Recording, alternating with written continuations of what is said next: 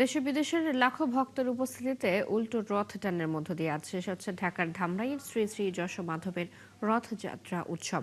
বিকেল 5টার দিকে উল্টো রথযাত্রার আনুষ্ঠানিক উদ্বোধন করবেন প্রধানমন্ত্রীর বিশেষ সহকারী শ্রী বিজন কান্তি সরকার।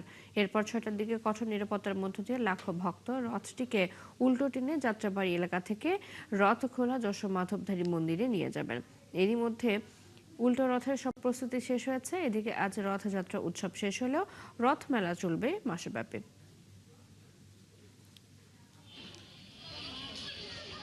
আমাদের সমস্ত প্রস্তুতি সম্পন্ন। পূজা অর্চনা যেগুলো রথ উপলক্ষে হয় সেগুলো হচ্ছে। এখন পর্যন্ত পরিবেশ আমাদের সব দিক থেকে ভালো আছে। আমাদের প্রস্তুতি সম্পূর্ণ হয়েছে, আইন শৃঙ্খলা বাহিনী থেকে শুরু করে সার্বিক নিরাপত্তা অবস্থা এখন পর্যন্ত ঠিক আছে।